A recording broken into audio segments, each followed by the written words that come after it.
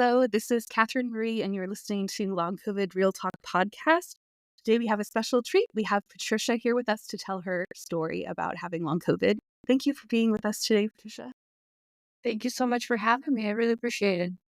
We're excited to hear your story. So, before we get into the long COVID stuff, what was your life like before long COVID? It was a typical New York City life, more or less. I mean, I was busy. I think I had 3 or 4 different jobs at the time. I was doing a lot of freelance, and I had just gotten a job when I got sick, when I got the infection. At that time, where it was December of 2023. So I was waiting for the new year to start the job.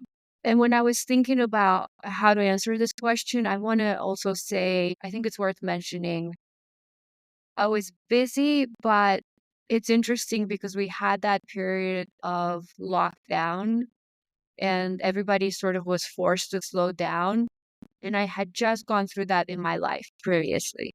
So even though I was busy at that particular moment, I had been forced through just life's ups and downs that my life had just kind of turned upside down a couple of years before the pandemic. I ended up quitting everything and traveling for a long time and had to learn to slow down. I was forced into it as a very busy New Yorker. Mm-hmm. So I had to go through all those motions of I'm feeling guilty because I'm not doing anything. No, it's okay. It's totally fine. So it was an interesting thing to see then the world sort of catch up to that and then go back into that cycle of now I'm busy again. And then I got sick. And when you got sick, what was it like? So I suspect that I may have had COVID right at the very beginning of the pandemic before the tests were available because Right. I got sick at that point and I was very sick and working through my 3 or 4, contract jobs and felt like a very serious cold. And, that was the time when all the rumors were flying around about what was happening and nobody really fully knew what was happening, but it was before the lockdown and I couldn't get tested. So I Right. think I had an initial infection at that point. But then 3 years later, which is when I ended up with long COVID, was the infection that I got. Honestly, I barely remember it. It's not that I wasn't sick. I was sick, but it just felt like sort of like a medium cold. Like I had been absolutely sicker in my life. And I tested immediately for COVID and I knew enough at that point. I was pretty well informed. Like I asked for Paxlovid immediately. Um, and I was vaccinated. So I took Paxlovid like on day 3, and I just remember being at home and sort of hanging out. Yeah. And so you got better from that? Yeah. Paxlovid had a funny effect on me. I felt high. I remember this when I first took it. Yeah, and I'm a painter, so I remember painting on it and texting a friend like, "Oh, this is kind of fun." Oh, So I felt okay for a while, but what started happening is the first time I got vaccinated, my very first vaccine, the week that followed my vaccination, I could have slept that whole week. mm-hmm. It was such a strong reaction Mm-hmm. to that vaccine. It was insane. I could have literally just slept for a week. So that started happening almost I'm not even sure at this point, but if I got sick in December, at some point within the first week or 2 after the infection was done, I started having that again. Those waves of like just overwhelming need to sleep and fatigue and tiredness. I realized immediately that something was wrong. And I knew from social media did a pretty good job of informing people about long COVID. Mm-hmm. And of course, they didn't before the medical establishment did. Right. I know that's another question to go into, but it started working in January of 23. So I got sick in November, December of 22. I was vaccinated a couple times at that point.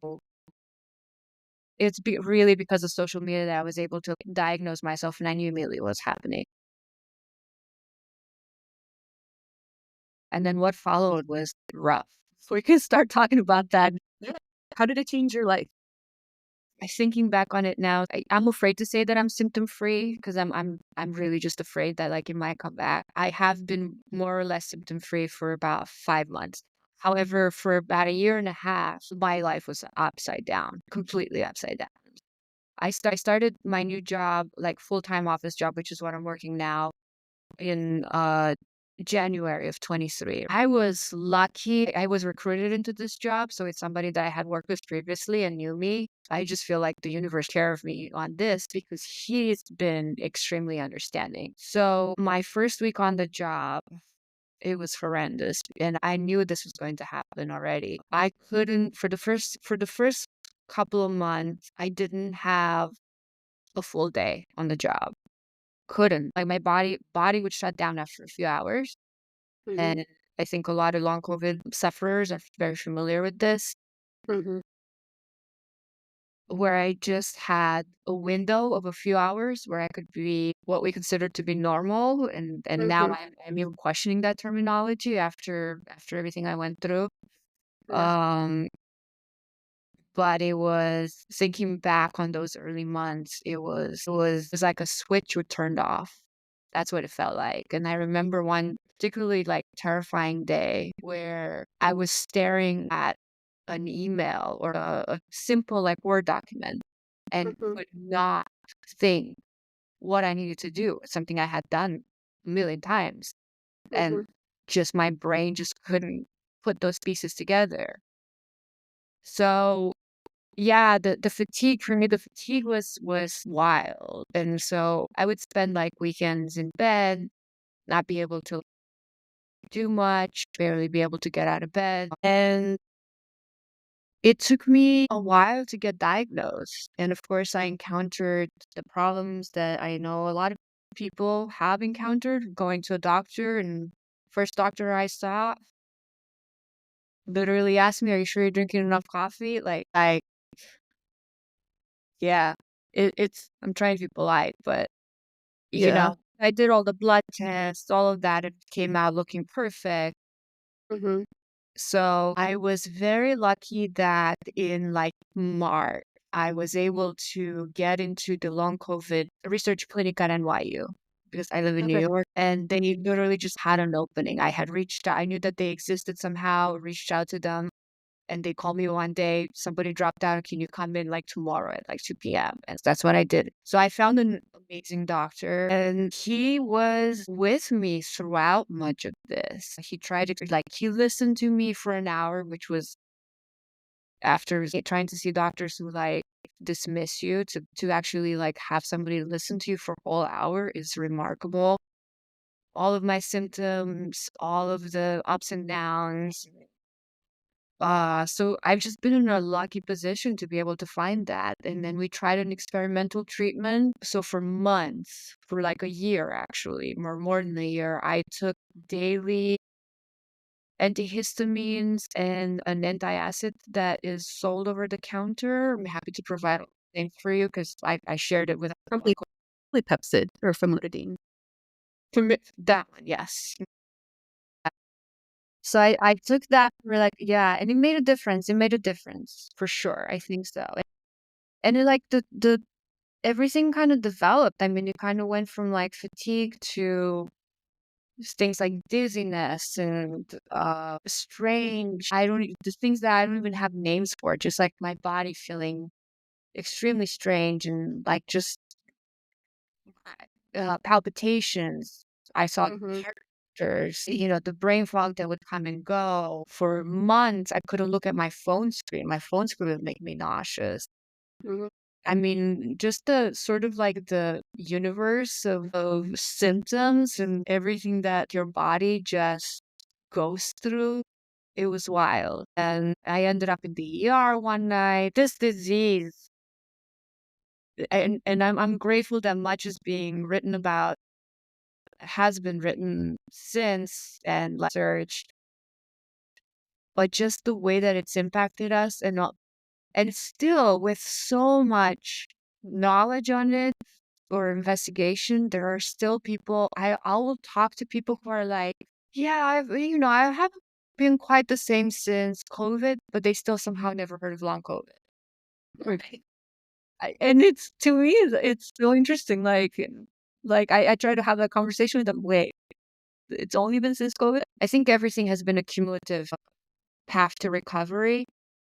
But I think the thing that actually did it for me was in the summertime, I found an acupuncturist here in Manhattan who, on his page, he was very specifically said that he treated long COVID patients. Great. And I saw him all summer long. Thankfully, I had insurance and covered it. Twice a week, I would go after work. Literally, like, there were days when I could barely drag myself there after work. I couldn't do anything. I had to prioritize.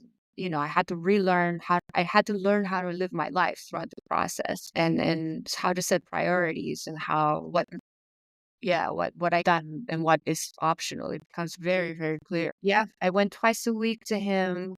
And the effect wasn't immediate, but it's interesting, but it's been cumulative in the sense that, like, when I actually finished, I started to feel better and better and better the longer I got out from my last session. Mm-hmm. So I will preach acupuncture to anybody, really. Yeah. Yeah. Great. So, are there any other things that you wanted to share about how it changed your life? I mean, that's what I was thinking. Is it forced me into, like, reorganizing, making sure I really know what my priorities are. That was like an interesting.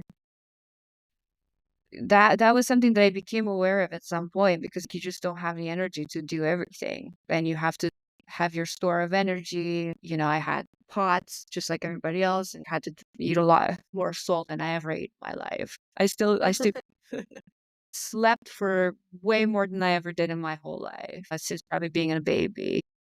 And it sort of reinforced that idea of how much your body just needs rest, and you have to respect, and how much society, or at least Western capitalistic society, is shaped precisely against that. That's been a very painful, like, thing I had to, like, it's not like it wasn't new, but it just became so, like, evident and so, like, in my face, and it just made me question, like, all of our ableisms that we don't even think about. Yeah, it's easy to feel like your value or worth is diminished when you're not able to be as productive as you once were. Precisely. And that's not okay. I've been trying to, like, keep that awareness, and do what I can with it, and not be stuck in it. Yeah. Yeah. No, that's really powerful. So, have you come up with any things that you wanted to share with other long haulers that have helped you make it through? I mean, yeah, and I think, like, it's this, being intentional about setting your priorities, being okay with setting boundaries around yourself, because if your energy is limited, you literally don't have the body energy to respond to everything. And that can mean weeding out people from your life, which can be painful. Right. Hopefully, people have support systems, that, and, like, don't be afraid to ask for help. Hopefully you have somebody to ask for help, and then don't be afraid to say, I need help, because that's another thing that we're, like, taught. I think, yeah, we're taught not to do that, that whole self-reliance thing and whatever. Right. That's also pretty toxic. Yeah. I used to have my neighbors sometimes deliver groceries for me, like, because I just couldn't get out of bed or whatever. I'm like, it's interesting because there are some, I don't want to call it positives, but there are some things that, like, big lessons I took from living with it for so long, of, like, Hmm. reliance on community, being able to share yourself with someone else, or with people that, like, can provide you with support. Respecting your body. If your body can only do so much, you have to respect it. You're almost left with choice at some point. Yeah, and so I don't know, and then, electrolytes help. Yes. Electrolytes really help. Acupuncture really helps, I think, if you're the right provider. I definitely agree. Yeah. Yeah, that's great. Yeah, and hopefully people are familiar with the research that's happening now, but I've been following on social media for a long time the Open Medicine Foundation. They do amazing work. So it's Open Medicine Foundation and it's Open MF in their Hmm. socials. So they're on Instagram. I think they're on Threads. They're probably on Blue Sky. Open MF, Open Medicine Foundation. I recommend everybody follow them because they've been dedicated to finding a cure for long COVID for the past couple of years at this point. They've got top scientists in it. Do you know who Diana? What's her last name? She was a kind of a famous YouTuber, a science girl. Oh, the one that has long COVID? Yeah. So she's been Yes. bedbound. She had a very severe case of like long. She's finally doing some recovery. I've been following her. She's one of Because the only people I've followed on YouTube. yeah, and she got sick around the same time I did. So I've been sort of following her journey, but she's involved with OpenMF and she's done fundraisers for them. And I think that the doctors who treat her are part of that. I could be wrong about this, but there's certainly a lot of collaboration between them. Having followed them for long enough and seeing like sort of like the quality of their research and how dedicated they are to finding a cure, and also like their quality of like the people that they surround themselves with and the scientists and all of that, I am cautiously optimistic that they will find a cure in a foreseeable future. That's how I feel right now. So yeah, I urge anybody to just follow them and just see their developments. I'll put the link in the description of this Awesome. episode. Yeah, and the other thing, and this is the last thing I'm going to say about them. The other thing that they do is they actually they work with people, long haulers, who to participate in studies. Oh, great. They will do experimental studies or all sorts of things, like you can actually be a part of it to speed up the find to a cure. Yeah. That's great. Cool. Yeah. Well, any last minute things or take home points, pearls, anything like that? I'm grateful. Honestly, like I don't have a takeaway. I'm grateful to the community that already exists. Everybody is freaking awesome. I have found a lot of support in this community, even just online. I just wish that even with all of our voices and all the information that is out there, that the more people actually became aware of this, even people who suffer from it and still don't realize it. And also the effect that like these infectious diseases have, because apparently COVID is not alone. There are other infectious diseases that leave you with like long-term consequences that are very debilitating. So I Yeah. think just like raising that awareness. Thank you for doing this, and thank you for Thank you. yeah. I mean, Thanks for I being on the show. of- my pleasure. I'm so happy to talk about this. Oh, I wrote a little story about it too. It's an app that um it's called Qomix. And they do comics, but it's comics on contemporary issues and everything from science to politics to so it's explaining big issues with the use of imagery. So there are scientists who are published in there. I wrote a story on long COVID and worked with an artist, I think from Brazil, and I will check to see if it ever got published because I'm actually not sure if they put it up or not. But yeah, I'll let you know. Yeah, it's spelled with a Q. Cool. Well, thank you for being here and sharing your story. I really, really appreciate it. I think it helps everybody so much hearing each other's stories and just that we're not alone. It's such an isolating experience. So I agree with you. The social media and the community of the long haulers has been really, really helpful this whole time. And a lot of us wouldn't even know what was going on without them. I Right. Yeah. knew what long COVID was like, but my little sister got long COVID before I did. So I was hearing her stories, and then I got it. So How long have you had it? I got it in of 2022. And you're still suffering from it. Yes. But I stopped working. I was working full time as a nurse practitioner from the time I got it until November of 2023. So not like this last November, but a year ago. I couldn't like flagellate myself to go to work anymore, you know? I've been working with a lot of different doctors and stuff, and it's like slowly starting to get better now from not working, you know? I still sleep 14 to 18 hours a day, but there are little pockets of time now where I can do an episode, or I don't know, like sometimes my husband and I will go out to dinner now. And before I could never do that because I was always too tired. It's gradual. This definitely has taught me a lot about patience. Right. Yeah. I think a lot of us were workaholics before this. It's funny because the type of person that seems to get long COVID is the type of person that would never rest without being forced to rest. So I think that a lot of us have that in common. And I think a lot of us have in common that we're neurodivergent in some way. Huh. That's interesting. You're putting this together. Yeah. Yeah, that's just what I think. I don't have any evidence for it, but there are some people that have said a similar thing. I'm sure they'll find out more about it. Yeah. I think women get it like way more than men Yeah. do. Yeah. Yes.